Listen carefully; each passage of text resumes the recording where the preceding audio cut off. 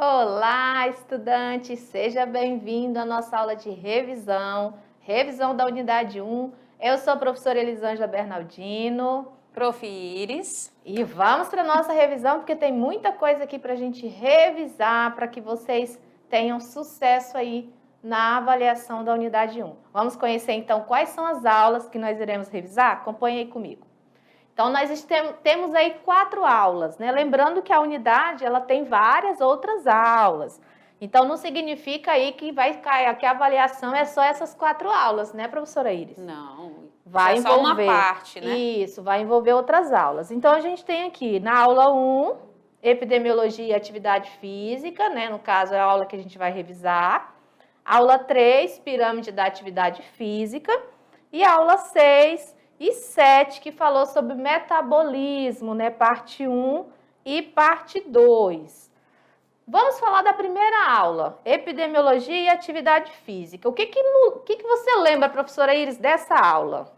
Nossa, nós conversamos muito sobre como esses dados, né, são importantes aí para fazer ações, principalmente nas questões públicas. Perfeito. E aí, na aula, nós vamos relembrar que a gente definiu, né, o que era a epidemiologia. Sim. E aí, nós lembramos da questão do estudo do processo saúde e doença. Falamos também da relação da epidemiologia com a atividade física. E aí, como que isso foi se constituindo para que a atividade física fosse importante no contexto das políticas públicas.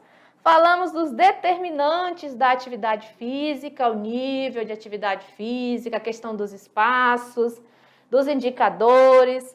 Falamos também do modelo epidemiológico, né? Fator de proteção, fator de prevenção, quando é que a atividade física entra, fator de risco. Falamos todos esses fatores aqui para que a gente pudesse trabalhar esse modelo epidemiológico.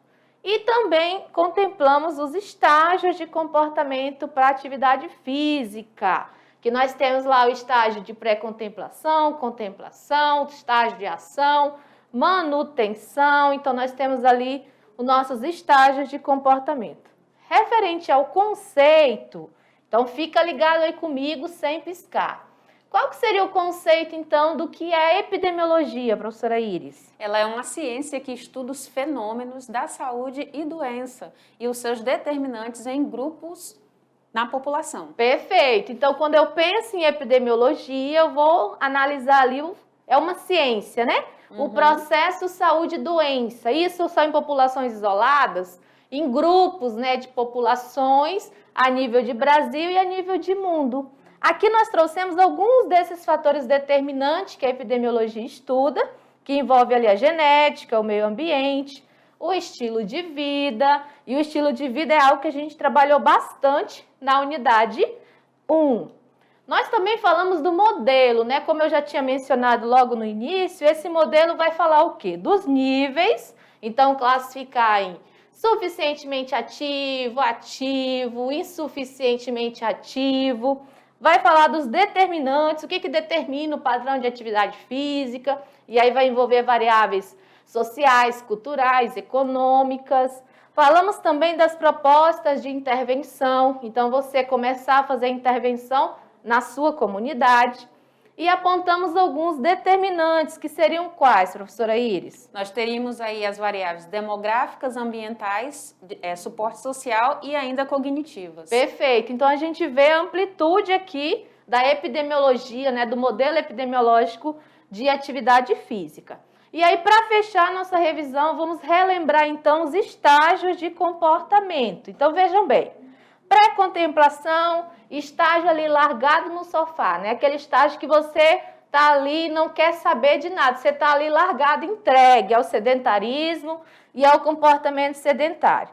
O estágio de contemplação, você já tem uma ideia ali de que você vai começar em algum momento da sua vida, mas ainda você não decidiu isso.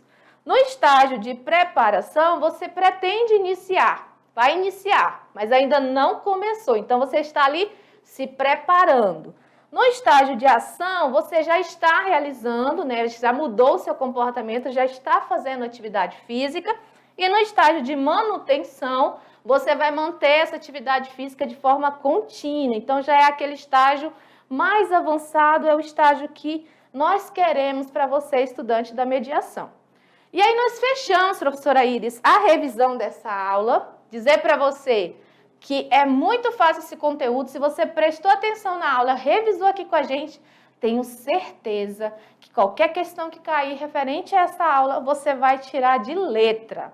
Agora vamos para a próxima aula? Vamos para a segunda aula. Então vamos lá, na aula de pirâmide, né? Pirâmide da atividade física. Acompanha aí comigo.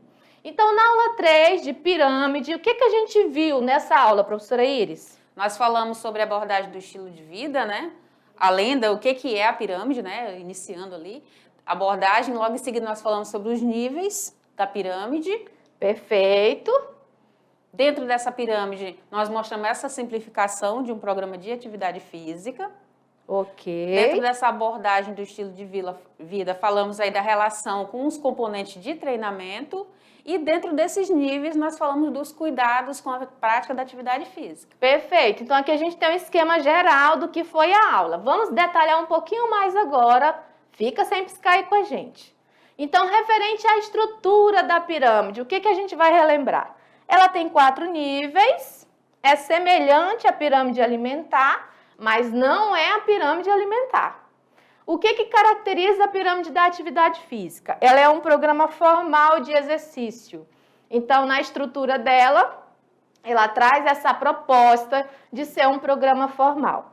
E esse programa formal traz a parte do condicionamento aeróbio, que são os exercícios lá aeróbios e de lazer, a parte do condicionamento muscular, que é a parte dos exercícios de força e flexibilidade. Então, nós temos aí nível 2, aeróbio de lazer, e nível 3 ali, força e flexibilidade. Ela também vai trabalhar os componentes de treinamento. Quais são eles? Então, a gente tem frequência, intensidade e duração. O que mais aparece na pirâmide quando você vê? A frequência e informações de intensidade. Então, aqui é um componente de treinamento. O que mais que a gente tem que lembrar sobre a pirâmide? Ela é uma abordagem adaptada ao seu estilo de vida. Então, é uma prática de atividade física que está presente nas suas atividades domésticas, nas suas atividades de deslocamento, na atividade do trabalho. Como eu já mencionei, ela vai considerar os aspectos formais relacionados à frequência, duração e intensidade. Ela atende às suas necessidades diárias.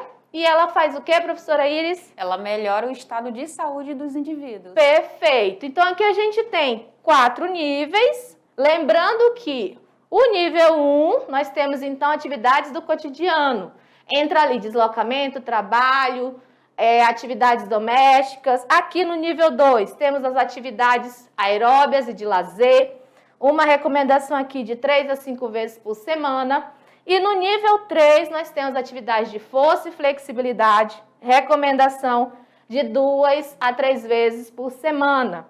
E no nível 4, nós temos o quê, professora Iris? Nós temos que diminuir algumas práticas, como ficar muito tempo acomodado no sofá. Perfeito. Então, aqui no 4, nós temos os hábitos sedentários, né? O comportamento sedentário. Fechamos, então, pirâmide, professora? Fechamos. Com louvor. Tenho certeza que o estudante também não vai errar nenhuma questão de pirâmide, porque está muito fácil. Vamos para a próxima? Vamos para a próxima. Então, acompanhe aí a aula 6 agora, sobre metabolismo. Vamos lá. Então, no metabolismo, parte 1. Então, nós temos 2 partes, aula 6 e aula 7, né? O que nós vimos na parte 1, professora Iris? Nós fizemos uma introdução sobre o que é esse metabolismo. Na sequência, nós falamos aí sobre essas funções, né, de classificação dos nutrientes. E mais à frente, nós falamos aí dessa importância da célula no metabolismo. Perfeito. Relacionado ao metabolismo alimentar, nós trabalhamos, então, o catabolismo e o anabolismo. Sim. Pensando aí, catabolismo quebra, anabolismo síntese. Nós também falamos do metabolismo aeróbio e anaeróbio, pensando aí que os macronutrientes, que são alimentos energéticos, nós temos lá proteína, carboidrato e lipídio. Falamos também dos sistemas de energia, que nós temos 3 sistemas de energia e esses sistemas são os que vão utilizar a energia advinda dos nutrientes. Referente ao metabolismo energético, o que a gente vai reforçar? Então, nós temos duas situações, a mitocôndria e o citossol. Então, as reações que vão ocorrer na mitocôndria, elas vão ser aeróbias, logo, o metabolismo é aeróbio. As reações que vão ocorrer no citossol ou citoplasma para a produção de energia, elas vão ser anaeróbias. Então, a gente sabe que dentro da célula muscular, nós vamos ter o trabalho de produção de energia de forma aeróbia e de forma anaeróbia. E aí, o que a gente tem para dizer sobre o ATP, professora Iris? O ATP é a grande moeda corrente, né? A grande moeda de troca aí nesse funcionamento todo. Perfeito. Então, vejam bem, a gente tem aqui o ATP como a nossa fonte para que a gente possa realizar a contração muscular. Para que essa contração muscular aconteça, falando aí de exercício físico, a gente vai precisar pensar a duração, a intensidade. Então, vem aqui comigo para explicar para você se você piscou nessa aula. Então, vejam bem, a gente tem 3 sistemas. Duração e intensidade vai ser determinante para você trabalhar o primeiro sistema, o segundo e o terceiro. Qual que é o primeiro sistema? ATP-CP, são esforços ali até 30 segundos e eles vão precisar ser de alta intensidade. Então, eu uso predominante o primeiro sistema. Aí nós temos o glicolítico, é o sistema que eu já vou precisar de energia em curto prazo e vão ser esforços que vão durar até 2 minutos. Então, eu tenho o glicolítico. Professora, e o oxidativo? São esforços de longa duração e eu posso realizar aí de forma moderada a partir do 5º minuto, ou seja, a partir de 5 minutos ele já vai ser determinante. O oxidativo, ele é aeróbio. O glicolítico e o ATP-CP é anaeróbio, ok? Anotou? Lembrou da aula? Então vamos seguir que tem mais coisas para a gente ver. Acompanha aí comigo. O que mais que a gente vai ver, professora Iris? Vamos continuar nessa pegada do metabolismo, só que agora na parte 2, aula 7. Perfeito. Então, o que nós vimos nessa aula 7? A gente continuou aprofundando o metabolismo aeróbio e anaeróbio. Falamos sobre substratos energéticos e associamos com as vias, né? Como que ocorre essa produção de energia lá na mitocôndria, como que ocorre essa produção de energia lá no citoplasma, qual que é o papel dos substratos energéticos e as vias que estão associadas. O que mais que a gente viu, professora Iris? Nós vimos os sistemas de energia no exercício físico e no esporte. Falamos ainda sobre a importância e a duração e intensidade do exercício e ainda as aplicações do sistema de energia no cotidiano. Perfeito. Então, aqui a gente conseguiu fechar o assunto referente a metabolismo, fazendo você, estudante da mediação, perceber como que esse sistema de energia são utilizados no dia a dia e como que aquele alimento que a gente ingere, seja um carboidrato, uma proteína, um lipídio, ele é transformado em energia. Então, a gente viu todo esse ciclo. E o mais importante, como que a gente controla a intensidade e a duração do exercício para que a gente consiga trabalhar corretamente o sistema de energia. Vamos ver mais um pouquinho? Bora ver mais um pouquinho. Então, fica de olho aí sem piscar. Vamos lá. Aí nós temos as vias metabólicas. Mas antes de eu falar das vias, nós temos os substratos. Quais são eles, professora Iris? Nós temos a glicose, o ácido graxo e o aminoácido. Perfeito. Então, anota aí. São substratos energéticos, para você não confundir substrato energético com a parte do macronutriente. Então, o que seria o macronutriente da glicose? O carboidrato. Qual que seria o macronutriente do ácido graxo? O lipídio. Qual que será o macronutriente do aminoácido? A proteína. Então, vem aqui comigo, porque isso aqui é muito importante. A professora está dando dica para vocês. Então, vejam bem, a gente tem uma diferença. Macronutriente, grande molécula, o alimento que a gente vai ingerir. Substrato é a molécula que vai ser utilizada para a produção de energia. Lembra que eu só vou entrar na célula se eu tiver o meu substrato. Então, no caso do carboidrato, tem que virar glicose. No caso do lipídio, ele tem que virar ácido graxo livre. E no caso da proteína tem que virar aminoácido. Então a gente tem dois termos, duas nomenclaturas: macronutrientes e substratos. Então lembra disso que vai ser sucesso na sua avaliação. Vamos seguir? Continua aí sem piscar.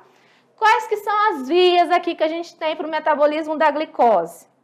Nós temos a glicólise, a glicogenólise, a neoglicogênese e o ciclo de Cori. Perfeito. Veja bem, glicólise é a via primária. Então, é a via que eu vou fazer o metabolismo da glicose lá no citoplasma. Glicogenólise é quando eu vou utilizar o glicogênio, que é a reserva dos carboidratos.